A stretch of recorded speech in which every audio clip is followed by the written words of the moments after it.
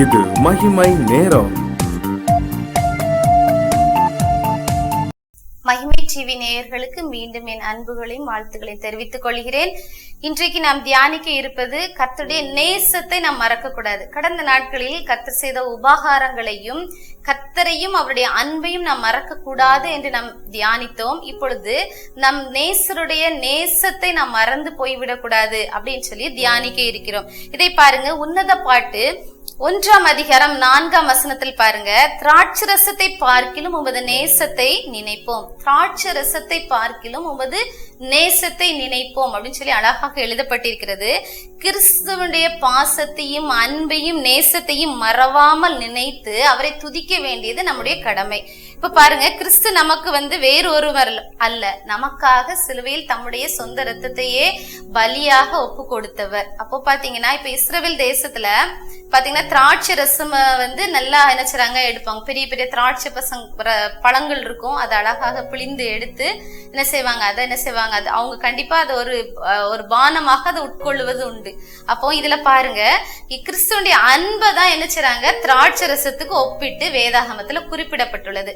உமது நேசம் திராட்சை ரசத்தை பார்க்கிலும் இன்பமானது என்றும், திராட்சை ரசத்தை பார்க்கிலும் உமது நேசத்தை நினைப்போம் என்றும் வேதவசனம் அழகா கூறும். உன்னத பாட்டு 1ஆம் அதிகாரம் 2, 3, 4 வசனங்களில் அழகாக தெளிவாக இருக்கிறது.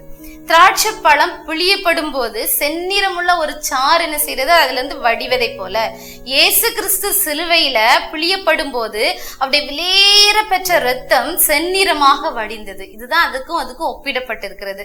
சிலுவையின் அன்புக்கு ஈடான அன்பு இந்த உலகத்துல வேறு எதுவுமே கிடையாது. ஏன்னா அவர் நமக்காக நொறுக்கப்பட்டு பிழியப்பட்டு நமக்காக என்ன செய்தார், ரத்தம் சிந்தினார். பாருங்க, உலகமெங்கும் உள்ள தேவனுடைய பிள்ளைங்க பாருங்க, இரட்சகராக இயேசுவின் பாடு மரணங்களை மறந்துடுவாங்க அப்படின்னு சொல்லியே இயேசு என்ன செய்றாரு, தம்முடைய பாடு மரணங்களை நினைவு கூறணும் அப்படின்னு சொல்லிதான் அவர் என்ன செய்யறாரு அப்படின்னா, அவர் சொல்றாரு பாருங்க, என்னுடைய ரத்தத்தை என்ன செய்றாங்க, திராட்சை ரசத்தை கொடுக்கும் போது என்ன ரத்தமாக நீங்க நினைத்து பருகி கொள்ளுங்கள்.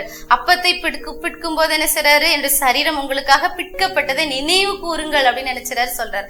அப்ப ஞாபக மறதி நமக்கு எல்லாருக்கும் வர்றதுதான். ஆனா இதை நீங்கள் நினைவு கூறுங்கள் சொல்லி அதற்கே ஒரு கட்டளை என்ன செய்றாரு, தேவன் கொடுத்திருக்கிறாரு. பாருங்க, சிந்தனைகளை சீர்படுத்துறதுக்காக தான் அவர் என்ன செய்றாரு, சிலுவையில முள்முடி சூட்டப்பட்டாரு. நம்முடைய சிந்தனையால நம்ம எவ்வளவோ பாவங்கள் செய்றோம், அப்படியே இருந்துட்டே இருக்கிறோம். அவனை பார்த்துட்டு, ஏப்பா எப்படி இப்ப நல்லா இருக்கிறான், இப்படி இருக்கான், அவன் அப்படி செஞ்சான் இப்படி செஞ்சான் அப்படின்னு சொல்லி சிந்தனையிலே நம்ம நிறைய பாவங்கள் செஞ்சு நம்ம வெளிப்படையாக வார்த்தைகள்லயோ நடக்கையிலோ நம்ம என்ன செய்ய மாட்டோம், காமிக்க மாட்டோம். ஆனா சிந்தனையிலே நம்ம என்ன செஞ்சிரும், பாவம் பண்ணி பொறாமப்பட்டு அவங்க கூட ஒரு எரிச்சலை உருவாக்கி நம்ம என்ன செய்யறோம், வைராக்கியத்தெல்லாம் நம்ம சிந்தனையில உருவாக்கிக்கிறோம். அப்ப இப்படி எல்லாம் நம்ம பிள்ளைங்க இருப்பாங்க அப்படின்னு சொல்லி நம்ம செஞ்ச ஒவ்வொரு சிந்தனையின் பாவங்கள். அதே போல இச்சையோடு ஒரு ஆணை பார்க்கும் போதோ இச்சையோடு ஒரு பெண்ணை பார்க்கும் போதோ அவனோட விபச்சாரம் செய்தாகி விட்டதுன்னு சொல்லி பைபிள்ல புதிய ஏற்பாட்டுல கொடுத்திருக்கு. அப்போ நம்ம என்ன செய்யறோம், அப்படிலாம் சிலர தவறுகள் பண்ணிருந்தோம். அப்போ நம்ம பிள்ளைங்க இப்படி எல்லாம் செய்வாங்க, அப்போ அவங்களுக்கு மன்னிப்பு கொடுக்கணும், அவங்க மீண்டும் திரும்பி வர. அதுக்காண்டி சிலுவையில நமக்காக முள்முடி சூட்டப்பட்டு அவருடைய ரத்தம் என்ன செஞ்சுச்சு, அப்படி சொட்டப்பட்டுச்சு. நமக்காண்டி என்ன செய்தார், அவர் ரத்தத்தை சிந்தினார். அந்த முள் என்ன செஞ்சு அப்படியே உள்ள போய் அவருடைய பிரெயின் எல்லாம் குத்தி என்ன செஞ்சுச்சு. அப்ப நம்ம இன்பமாக செய்கிற ஒவ்வொன்றும் அவருக்கு வேதனை என்ன செஞ்சுச்சு, கொடுத்துச்சு. அப்ப நம்ம எப்படிப்பட்ட காரியங்களுக்காக நம்ம என்ன செய்யறோம், நம்ம இன்பத்தை நம்ம சகித்து கொண்டிருக்கிறோம். வேத வசனங்களையும் வாக்கு தத்தங்களையும் நாம ஞாபகப்படுத்தி நம்மளுடைய சிந்தனைகளை நம்ம கொண்டு வந்து கொண்டே இருக்கும் போது அது தேவனை நம்ம பிரியப்படுத்த ஏதுவாக இருக்கும். இதை தவிர வேற காரியங்களை நம்ம சிந்தித்து கொண்டு இருக்கும் போது நம்ம என்ன செய்யறோம், மீண்டும் மீண்டும் மீண்டும் தேவனை என்ன செய்யறோம், வேதனைப்படுத்துறோம். அடுத்து பாத்தீங்கன்னா, அவருடைய கண்கள் என் நிமித்தம் என்ன செஞ்சுச்சு, கண்ணீர் விட்டது. நான் செய்த ஒவ்வொருடைய கண்களின் பிரச்சனைகள், நான் செஞ்ச கண்ணின் பாவத்திற்காக அவர் என்ன செய்தார், கண்ணீர் விட்டார்.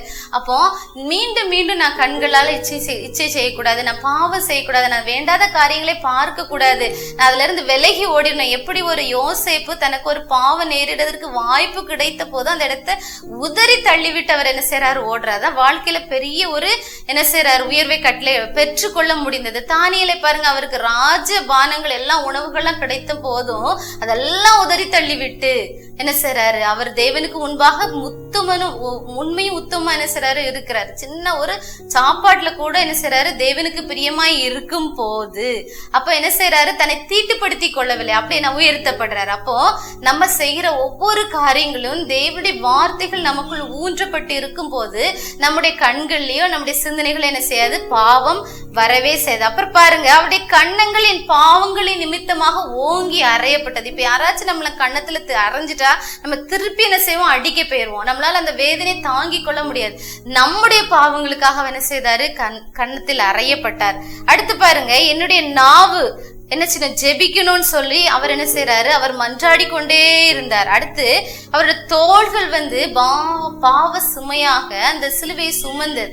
இன்னைக்கு நம்ம என்ன செய்யறோம், என்னத்தெல்லாமோ நம்ம தோல்ல நம்ம சுமந்துட்டு இருக்கோம். அப்படிதானே, நம்ம ஜெபிக்கும் போது நம்முடைய பாவ மூட்டையை இறக்கி வச்சிருவோம், அப்புறம் வரும்போது திருப்பியும் தூக்கிட்டு வந்துருந்தோம். சொல்றோம், கடவுளே என்னுடைய பாவத்தெல்லாம் உடைய பாதத்துல இறக்கி வச்சுட்டேன் அப்படின்னு சொல்லிட்டு திரும்பி வரும்போது அண்ணாலே போல அல்ல, நம்ம நினைச்சிடும் திருப்பியும் நினைச்சிடும் துக்க முகத்தோட நினைச்சிடும் வரா. அண்ணால என்ன செய்தா, இறக்கி வச்ச பிறகு மீண்டும் துக்க முகமாகவே இருக்கவில்லை. அப்ப நம்ம நிறைய நேரம் நம்ம படுற கஷ்டம் நமக்கு தான் தெரியும், நம்ம தான் இந்த உலகத்துல ரொம்ப கஷ்டத்தை அனுபவிக்கிறோங்கன்னு சொல்லிட்டு நம்ம அப்படியே நம்முடைய செல்ஃப் பிட்டி நம்மளே நினைச்சு நம்ம ரொம்ப வேதனைப்படுறோம். அப்படி வேதனைப்பட்டாலே தேவனுடைய ஆசீர்வாதத்தை நம்ம பெற்றுக்கொள்ளவே முடியாது. என்னைக்குமே செல்ஃப் பிட்டி நமக்குள்ள நினைச்சக்கூடாது, வரக்கூடாது.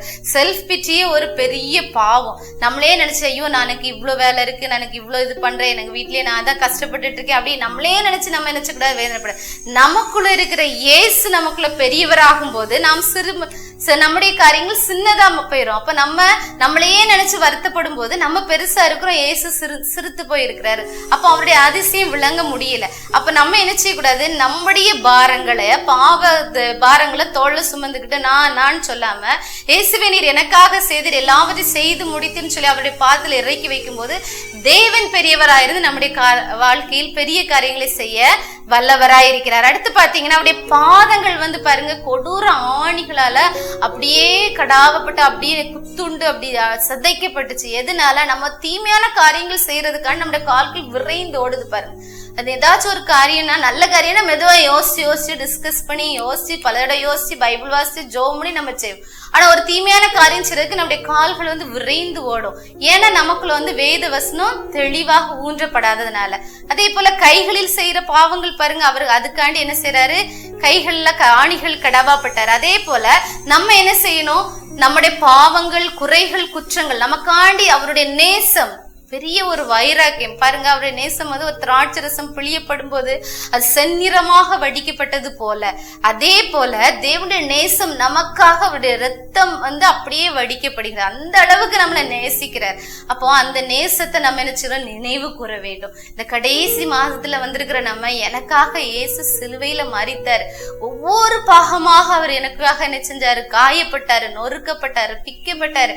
அந்த நேசத்தை நான் நினைவு கூறுகிறேன் கடவுளே, நான் மறக்கவே மாட்டேன், நான் உண்மை நான் மறக்கவே மாட்டேன் அப்படின்னு சொல்லி கர்த்தரையும் அவருடைய அன்பையும் அவருடைய நேசத்தையும் அவர் நமக்கு செய்த உபகாரங்களையும் நம்ம மறக்கவே கூடாது. அப்படி நம்ம மறக்காம இருக்கும்போது இன்றைக்கு தேவன் உங்களுடைய வாழ்க்கையில அதிசயத்தை அற்புதத்தை செய்வார். எந்த காரியத்துல எனக்கு இந்த காரியம் தடைப்பட்டிருக்குன்னு சொல்லி நீங்க விரும்புறீங்களோ அந்த காரியத்தை தேவன் என்ன செய்வார், வாய்க்கு பண்ணி தர வல்லவராய் இருக்கிறார். இந்த தடைகள் எல்லாம் போய் மற்றவங்க மேல இருக்கிற கசப்புகள், வைராக்கியங்கள், கோபங்கள், எரிச்செல்லாம் போன பிறகு பழி வாங்குவதை தேவன் பொறுப்படுத்திக் கொள்வார். அவர் நமக்காக யுத்தம் பண்ணுகிற தேவனா இருக்கிறார். ஜெயம் நம்முடையது, ஆனா யுத்தம் கர்த்தருடைய. நிறைய பேர் நம்ம நினைச்சிடும் யுத்தத்தை நம்ம நினைச்சிடும் செய்யறோம், அதனால தோத்து போய் விடுகிறோம். அதனால ஆனா நம்ம அப்படி செய்யாம தேவனுடைய பாத்துல இருந்து அவரை துதித்து கொண்டு ஒரு மரியாதை போல சோஸ்தரித்து கொண்டு அவர் சொல்வதை கேட்டுக்கொண்டு நம்ம அமர்ந்திருந்தாலே போதும், நம்முடைய வாழ்க்கையில இருக்கக்கூடிய எல்லா பிரச்சனைகளையும் நீங்கி தேவன் இந்த கடைசி மாசத்துல உங்களை உயர்த்தி கனப்படுத்த வல்லவராயிருக்கிறார்.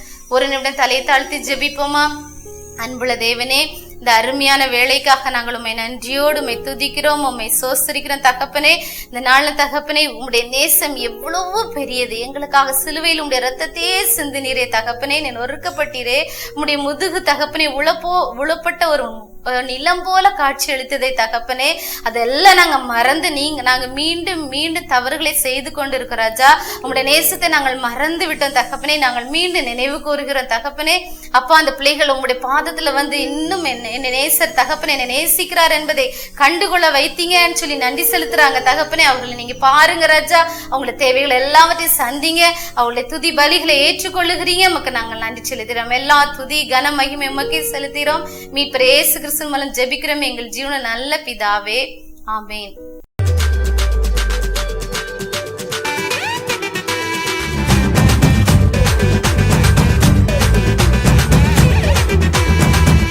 மகிமை மகிமை